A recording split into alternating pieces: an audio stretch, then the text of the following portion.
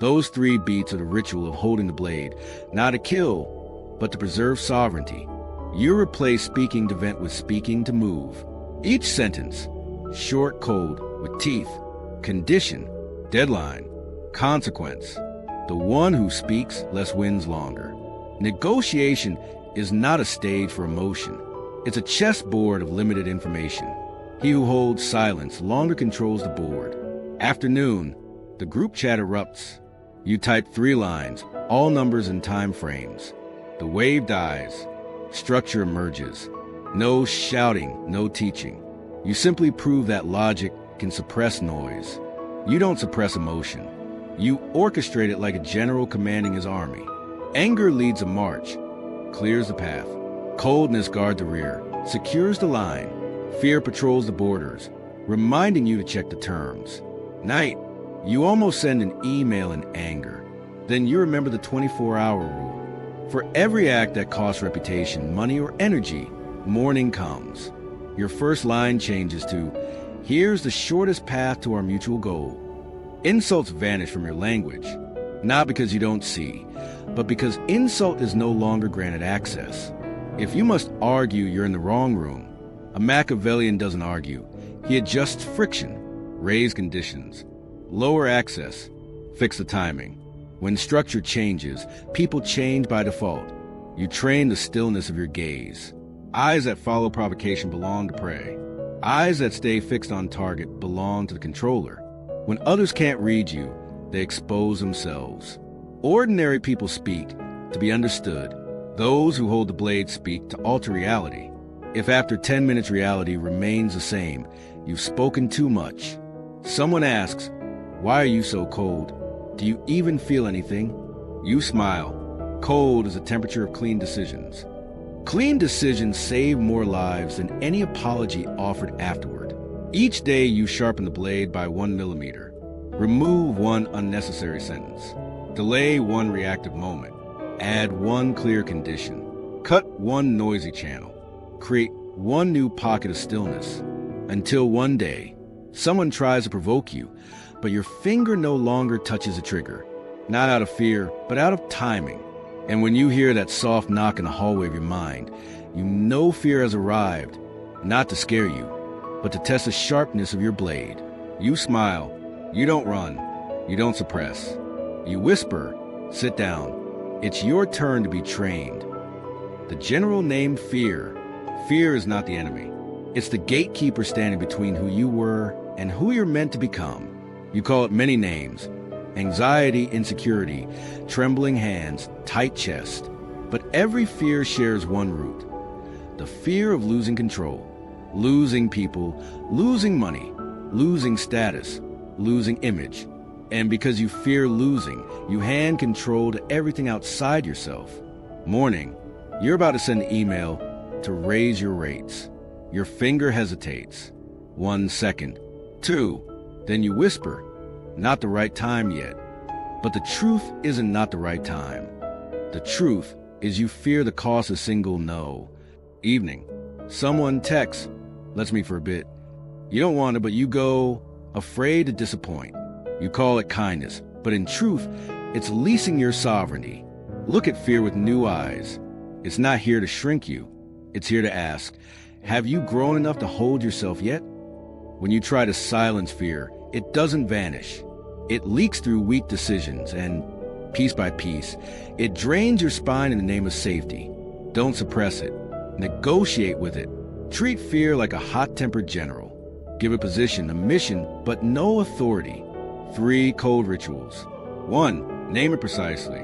Don't say "I'm anxious." Say, "I'm afraid of rejection when I raise my price." When fear has a name, it has a frame. And what has a frame can be carried. 2. Measure it. Ask, what's the actual probability of the outcome I fear? Ask, what's the cost if I stay silent for 90 days? Numbers separate you from imagination. In the light of data, monsters shrink. 3. Limit its time. Tell you have 10 minutes. Then go silent. 10 minutes pass. You act. Fear was heard, but it no longer commands. Courage is not the absence of fear. Courage is giving orders while your hands still shake. You don't wait until the shaking stops, because when it does, the opportunity is gone. You send an email, short, cold. This is a realistic rate. If agreed, we sign within 24 hours. No justification, no pleading. Explanation is the act of those asking permission. The sovereign sets conditions. Next time someone demands right now, you say date X, time Y. If it's urgent, change the terms. If they explode, you've just learned the quality of that alliance. If they adapt, you've just taught the world your language, the language of calendars and conditions. When you conquer fear, there are no fireworks, only silence. The silence of those who once exploited you because they've lost power. The silence of your body because it has learned you can stand in fire without burning. Remember, fear is a signal, not a sentence. Jung taught you to embrace the shadow, to become whole. Machiavelli taught you to mobilize the shadow to rule. Fear is a loyal guard when placed correctly. It stands at the gate, reminding you to check terms before agreeing. It patrols your calendar, protecting sacred hours. It sits beside your wallet, keeping your hand off vague contracts. When you cross your own boundary, don't tear yourself apart. Just punish precisely. The body learns faster through reward and consequence than through any speech. Night, you sit alone. Fear appears, sitting across from you. You look long enough to realize what torments you isn't fear itself, but shame for being afraid. When shame falls off your shoulders, fear becomes just another job, and your job is to move forward. Every time you say no, every time you close an old door, every time you stay silent when your heart wants to explain, you carve another mark on the map of courage. Not emotional courage, scheduled courage. People will call you ruthless, but true ruthlessness is letting fear drive and destroy everything. You're the opposite.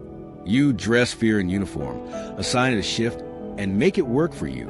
And when that happens, you finally see what Machiavelli once wrote. He who commands his fear has no enemies left outside himself. The death of the old identity, a polished funeral. Every rebirth requires a funeral. No drums, no audience, just you and the role is expired. You once lived by soft labels, always available, easygoing, unconditionally kind. They earned approval and stole sovereignty. Morning, you open your closet. The safe clothes line up neatly, loyal soldiers of fear. You pick 3 outfits you used to wear only to please someone. Fold them, place them in a bag. Not fashion ritual, the ritual of cutting strings. Noon, a colleague texts, need help, urgent. The old you would rush in. Today you reply simply, that's within my scope. Beyond it, we change the terms. One short sentence turns kindness from reflex into authority. Evening, a family dinner. Someone jokes. You're still easy to handle, right? You set the fork down. Look straight. No, I'm clear. The room falls silent for one beat. You've just laid the first brick of a fortress called boundary. The funeral of the old identity has no tears, only a series of small but irreversible decisions. Delete sorry for bothering you when you did nothing wrong. Leave the chat that drains your energy. Turn off notifications after 9 p.m. and call it law. No declaration needed, only enforcement. Don't preserve the old identity just because it feels familiar. Jung called the persona the social mask. You don't destroy the mask. You store it labeled tool. From now on, the mask serves you. It no longer rules you. You no longer live as I am. You live as I choose. 3 rituals of rebirth. 1. Write the obituary for the old role. I stop being the one who always agrees. I stop being the one who always explains. Sign it, fold it, keep it in your wallet. 2. Rewrite your schedule. The core hours for body, mind, and strategy become inviolable. Anyone who wants to enter must face conditions. 3.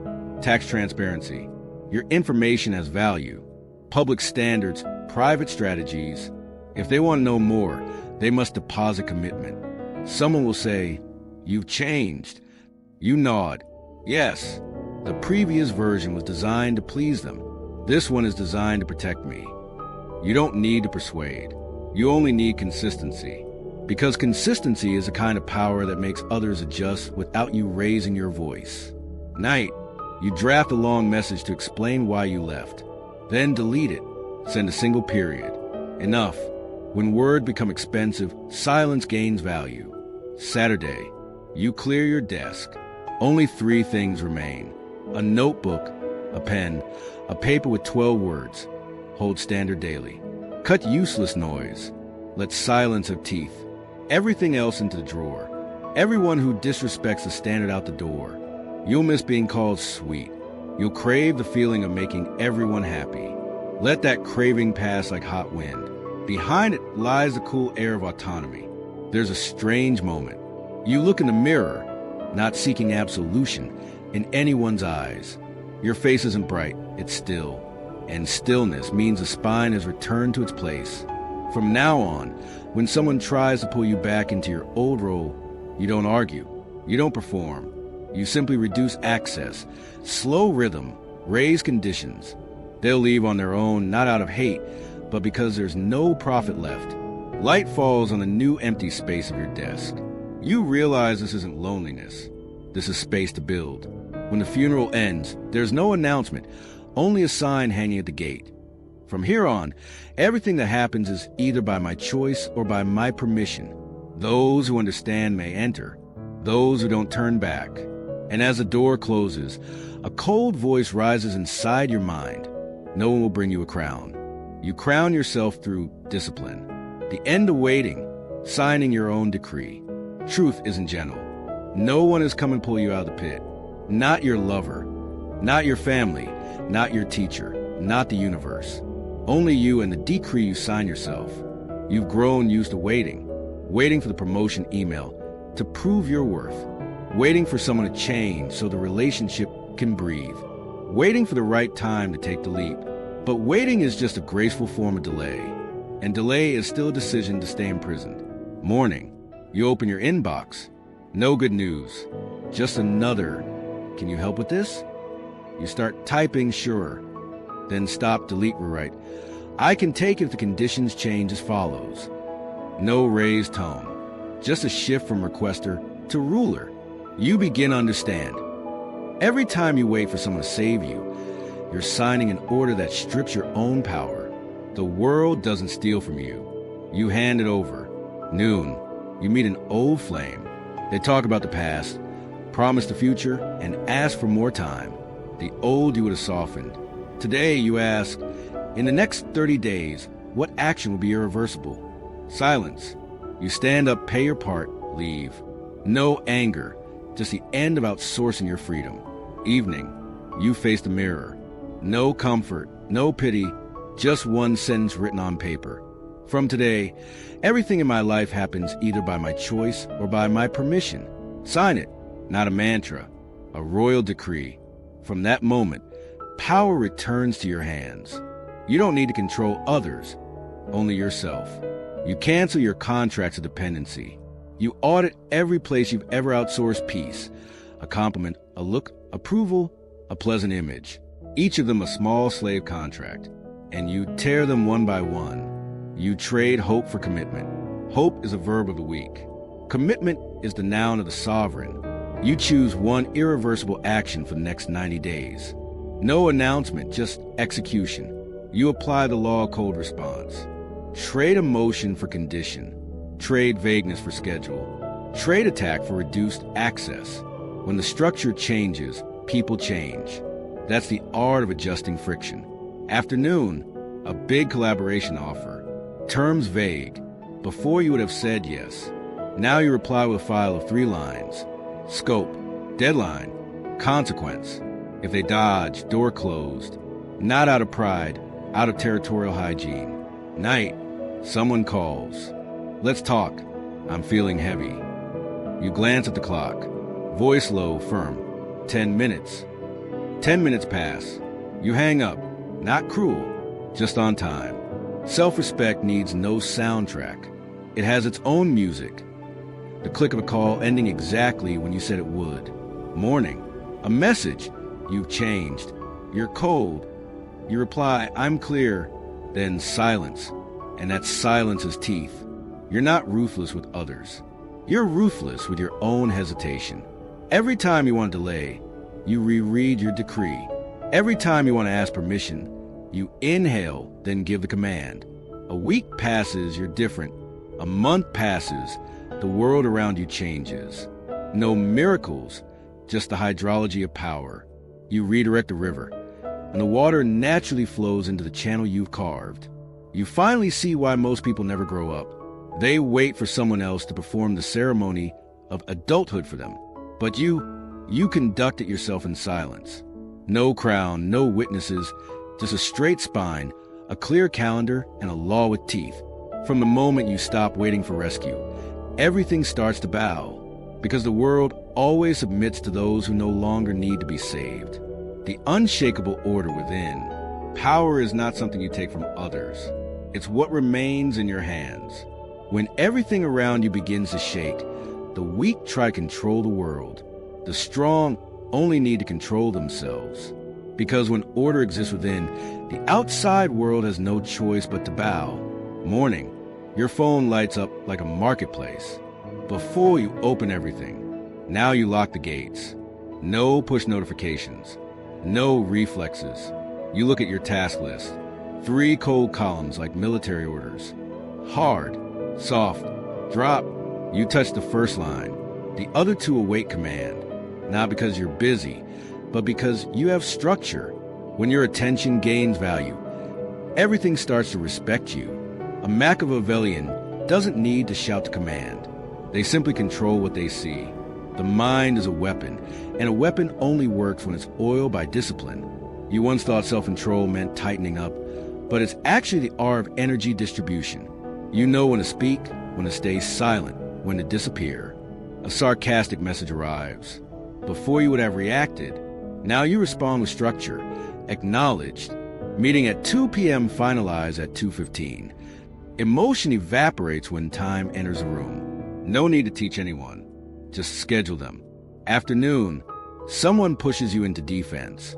You look straight and say, I need 2 minutes to gather the data. 2 minutes of silence, heavy as falling steel. Then everyone lowers their gaze, not out of fear, but because order has just appeared. You learn to speak less. And when you do, every word has teeth. No more sorry, I've been busy. Only, I'll respond during my active window. No more, I hope. Only action within this limit. You translate emotional language into the language of conditions. Night, you're about to send a long message. You type, then stop. Save as draft. Next morning, you reread it and send only 1 line. This is the shortest route to our shared goal. All justification falls away. Clarity becomes a language of power. Someone asks, why are you so cold? You reply, cold is the temperature of clean decisions. Because without clean decisions, there is no durable power. Those who haven't mastered themselves live in reaction. Those who have lived in design. You divide your inner kingdom like a sovereign partitioning land. Body, allowed to rest but on schedule. Mind, allowed to think but within frame.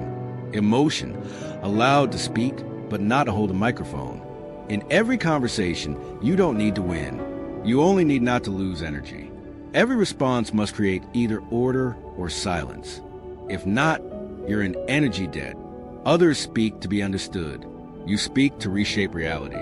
Because if reality doesn't shift, every word is noise. When someone loses their temper, you don't react. You observe like watching a storm from the deck of your ship. You let them exhaust themselves. Then you say 1 cold line. We'll talk when the wind dies. That's the art of deliberate delay, the foundation of control. One day you realize no one is truly powerful because they defeat others. They're powerful because they never betray themselves. You keep the 3 Machiavellian laws.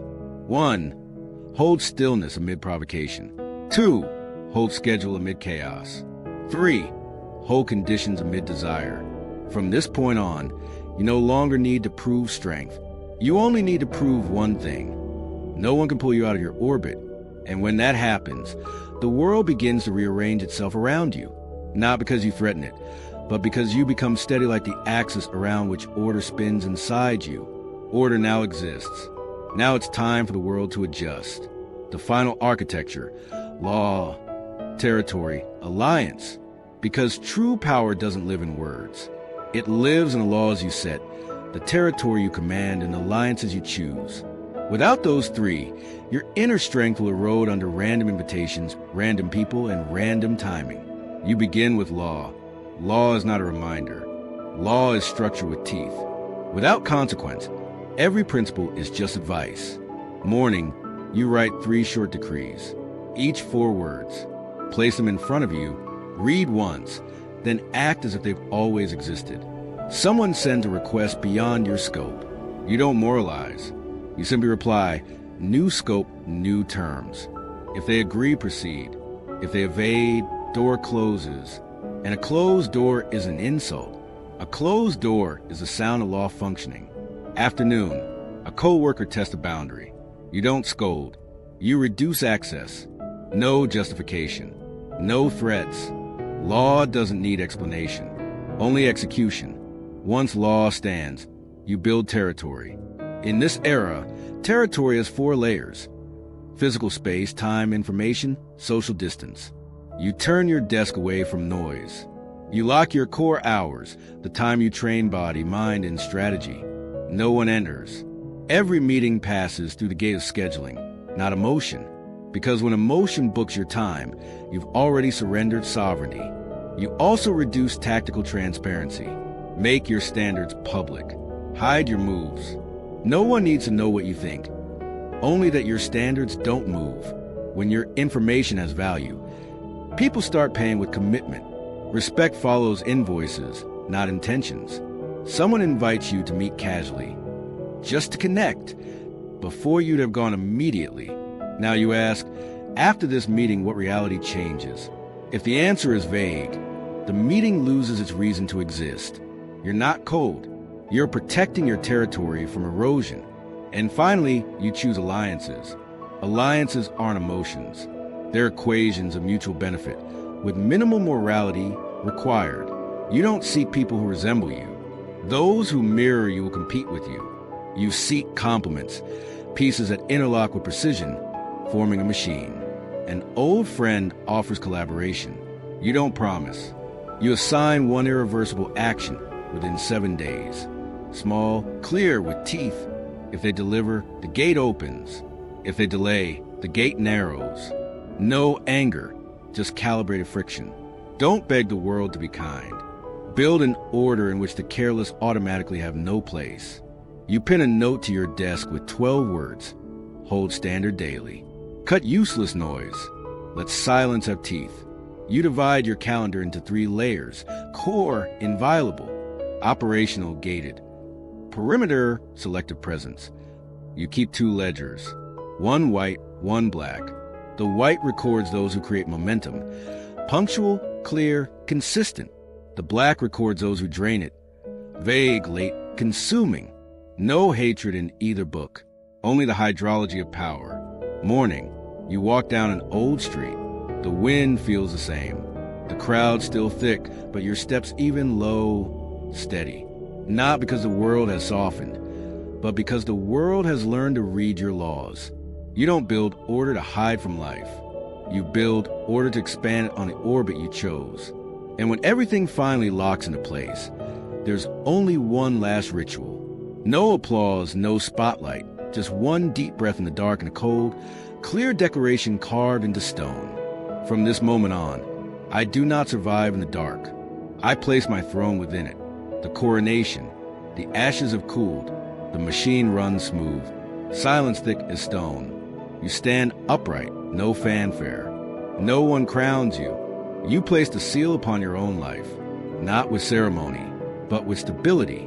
You've walked through it all. The first rebellion, the mask of normal torn away, crisis turned into invitation, the mind forged into a weapon, fear dressed as a guard, the old identity buried, the illusion of rescue dissolved. You built discipline to master yourself. And finally, you build a world ruled by your own laws. From this moment, every breath is no longer reaction.